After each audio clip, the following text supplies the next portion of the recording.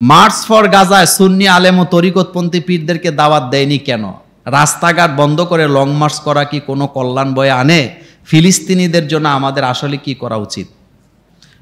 প্রথম কথা হলো, দাওয়াত দিছে কিনা আমি জানি না, কিন্তু দাওয়াতটা ছিল ওভারঅল সবার জন্য। আমি আজহারের পোস্টটা দেখছি, সেখানে সবাইরেই কি দিছে, সব জনগণকে আহ্বান করা হয়। সকল আলেমরা বারবার ভিডিও বার্তায় বলেছিলেন যে আপনারা জানেন, এবং আমরাও এখান থেকে কি দিছি, তা আমরা কি বাছাই করে দিছি নাকি?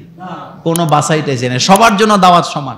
ডাক দিছে, তাদের মন চায় নাই, তারা গেছে না, এখন তারা আবার করতে চায়, করুক, আমাদের কোনো কি নেই, আপত্তি, আমাদের এই ব্যাপার আপত্তি না। আরেকটা কথা হলো, রাস্তাঘাট বন্ধ করে লং মার্চ করা কি কোনো কল্যাণ বয়ে আনে? শোনেন, এই ব্যাপারে একদিন একটা কথা বলছিলাম। লং মার্চ এটা হলো একটা প্রতিবাদের ভাষা। কিসের ভাষা? আমরা বাংলাদেশের মানুষ যদি সারাদিন চিল্লাই ফিলিস্তিনির মুসলমানদের উপরে, ইসরায়েল কি বোমা মারা বন্ধ দিবে? কিন্তু একটা জনমত তৈরি হবে কি হবে না? আপনাদেরকে বলছিলাম, বাংলাদেশের এই লং মার্চের কথা ইসরায়েলের সকল পত্রিকা ছাপাইছে। তাহলে এই ধাক্কাটা ইসরায়েলে লাগছে কি লাগে নাই? আরেকটা কথা শুনেন, ইসরায়েলের মানুষেরাও এই যুদ্ধ চায় না।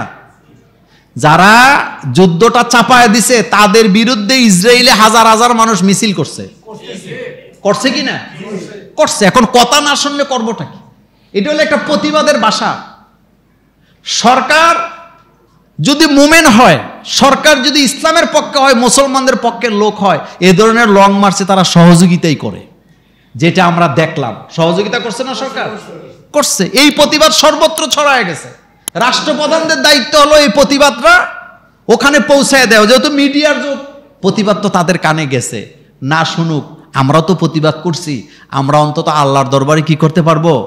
জবাব দিতে পারবো যে এতটুকু মুসলমানদের জন্য করছে। আরেকটা কথা হলো, আমাদের ফিলিস্তিনির জন্য করা, 1 নম্বরে দোয়া করা, 2 নম্বরে তাদের জন্য অর্থ সাহায্য পাঠানো, 3 নম্বরে তাদের চিকিৎসার কি করা, ব্যবস্থা করা, 4 নম্বরে তাদের পক্ষে সবসময় কথাবার্তা বলা, পৃথিবী জোড়া জনমত তৈরি করা। এই হলো আমাদের কাজ। সবচেয়ে বেশি কাজ হলো আমাদের জন্য দোয়া করা। ফলের বাগান থেকে আম, জাম, কাঁঠাল, লিচু কেনার পরে যদি দুর্যোগের কারণে নষ্ট হয়, তাহলে লোকসানটা কার, ক্রেতা না বিক্রেতা?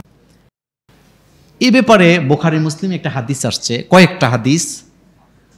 রাসূল সাল্লাল্লাহু আলাইহি ওয়াসাল্লাম বলেছেন, তোমাদের বাগান থেকে যদি কেউ ফসল কিনার পরে যদি দুর্যোগের কারণে ফসল কি হয়, নষ্ট হয়, তাইলে এই লস তুমি তোমার ভাইয়ের কাঁধে চড়াইয়া দিও না।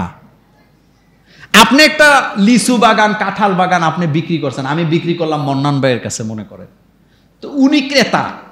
যখন বিক্রি করছি, উনি তো বাগান সুন্দর দেখে 2 লাখ টাকা দিয়ে কিনছে, মনে করেন, কত লাখ? কিন্তু দুর্যোগে সব নষ্ট হয়ে গেছে। এখন আমি তো টাকা নিয়ে নিছি বা নিব, এখন ক্ষতিগ্রস্ত হইল কে? আচ্ছা, উনি কি কোনো অন্যায় করছিল? রাসূল সাল্লাল্লাহু আলাইহি ওয়াসাল্লাম স্পষ্ট নির্দেশ কথা দিয়েছে যে তুমি তোমার লসটা ভাইয়ের উপরে চাপায়া দিও না, এটা তোমার তকদির হিসাবে মেনে নিবা। সুতরাং বাগান থেকে আম, লিচু, কাঁঠাল কেনার পরে যদি দুর্যোগের কারণে বাগান নষ্ট হয়, আপনি আপনার ভাই থেকে দাম নিতে পারবেন না, আপনি নিবেন না। যদি নেন, আপনি আপনার ভাইয়ের প্রতি জুলুম করলেন। পুকুরে মাছ বেচার ক্ষেত্রে এই ঘটনাগুলি ঘটে। আমার পুকুরে মাছ কতটুকু আছে আমি নিজেও জানি না, অথচ আমি 3 লাখ টাকা মাছ বিক্রি করলাম, যে কিনলো তার পুঁজি নিয়ে টানাটানি, এই জিনিসগুলো হয় কি না? এই জন্য পুকুরের মাছ না দেখা বিক্রি করা ইসলাম সমর্থন করে না। তাইলে বুঝাই দিলাম, তরমুজের বাগান হোক, লিচু বাগান হোক, আমের বাগান হোক, আপনি যদি বিক্রি করেন, বিক্রির সময় যে অবস্থায় আছে, ক্রেতা যদি নেওয়ার আগে বাগানে নষ্ট হয়, তাহলে ওই লস ক্রেতার উপরে চাপায় দেওয়া যাবে না, আপনি হিসাব করে নিজে নিয়ে নেবেন। ফরজ, ওয়াজিব, সুন্নত, মুস্তাহাব কোথায় থেকে আসলো? নবী করিম সাল্লাল্লাহু আলাইহি ওয়াসাল্লাম তো কোনো আমলের ক্ষেত্রে এমন করে বলেন যায় নাই, এভাবে বাক করা কি হলো? না, কথাটা ভুল, প্রশ্নটা এভাবে হয় নাই। প্রথম কথা হলো, ফরজ, ওয়াজিব এই হুকুমগুলা কার? হাদিসের ভাষায়, হাদিসের ভাষায় এই শব্দগুলো আসছে। ফরজ আর ওয়াজিব শব্দের অর্থ কাছাকাছি, আবশ্যক, অবশ্যই করণীয়। ফরজ, ওয়াজিবের বাংলা হলো অবশ্যই করণীয়, যেটা রাসূল সাল্লাল্লাহু আলাইহি ওয়াসাল্লাম করতে আদেশ দিয়েছেন, আল্লাহ করতে আদেশ দিয়েছেন। আর নফল হচ্ছে যেটা না করলে আল্লাহর কোনো হুকুম অমান্য হবে না, আপনি ক্ষতিগ্রস্ত হবেন না, তবে আপনি কিছু পাবেনও না। না করলে পাবেন, না করলে কিছু পাবেন না, এটা হলো নফল। এটা কি? যেমন মাগরিবের পরে 2 রাকাত নফল নামাজ আছে না? আছে। আপনি এটা না পড়লে আপনি সওয়াব পাবেন না, কিন্তু পড়লে আপনি কি পাবেন? সওয়াব পাবেন। এটা নফল। কিন্তু মাগরিবের 3 রাকাত ফরজ, এই হুকুমটা কার? এটা ফরজ। বলেন এটা কি? সুতরাং এটা না করলে আপনি গুনাহগার হবেন। এটা না করলে আপনি কি হবেন? ফরজ ওয়াজিব হচ্ছে না করলে গুনাহগার হবেন, এই হুকুমটা আল্লাহর স্পষ্ট। আর নফল হচ্ছে না করলেও কিছু পাবেন না, করলে কি পাবেন? সওয়াব পাবেন। আল্লাহ আমাদেরকে বুঝার তৌফিক দান করুক। এই ভাগগুলো এইভাবে হাদিসের ভাষায় আসছে। আরো কয়েকটা ছিল, আর পারলাম না, ইনশাআল্লাহ আগামী জুমাতে দেওয়া হবে। অনেকগুলো প্রশ্ন, 2-3 মিনিট চলুক। সফরের সময় কোন কোন নামাজ একসাথে পড়া যায়? সফরে বিতিরের নামাজ পড়া লাগে কিনা? একেবারে সংক্ষেপে বলি। প্রথম কথা হলো, সফরের সময় নামাজকে জমা করা যায়। 2 ওয়াক্ত নামাজ একসাথে পড়াকে জমা বলে। আপনি যখন সফরে থাকবেন, সেই জমাটা যোহর এবং আসর একসাথে পড়া, মাগরিব আর এশাকে একসাথে পড়া। তবে মাযহাবের মধ্যে এটা নিয়ে একটু পার্থক্য আছে। তবে জমা করা জায়েজ, এটা সকল ইমামরা একমত।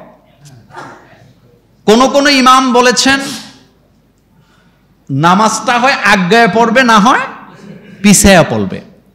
ইমামে আজম আবু হানিফা বলেছেন আরাফায় মুজদালেফায় এটা জমা করা কি?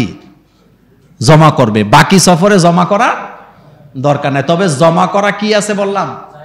জায়েজ আছে। আপনি সফরে আছেন, ওযু করতে সমস্যা, বাথরুমের সমস্যা, যানজটের সমস্যা, আপনি যোহর এবং আসরকে একসাথে পড়বেন। অর্থাৎ হয় আগায়া নাইলে পিছাইয়া। আপনি যোহরের সময় যোহর পড়বেন 2 রাকাত, আসর পড়বেন 2 রাকাত।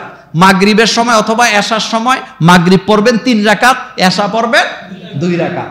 আরেকটা হলো সফরের সময় বিতির পড়া লাগবে কিনা? হ্যাঁ, অবশ্যই পড়া লাগবে, কারণ বিতির হচ্ছে ওয়াজিব নামাজ। বলেন বিতির কি নামাজ? ওয়াজিব নামাজ। সেজন্য বিতির অনেকে 1 রাকাত পড়ে, অনেকে 3 রাকাত পড়ে, তবে বিতির পড়া লাগবে। সফরের অবস্থায় বিতির ছাড়া যাবে না। আরেকটা কথা বলি, সফর অবস্থায় ফজরের নামাজের সুন্নত ছাড়া যাবে না। কোন নামাজ? রাসূল সাল্লাল্লাহু আলাইহি ওয়াসাল্লাম কখনো ফজরের নামাজের সুন্নত ছাড়তেন না।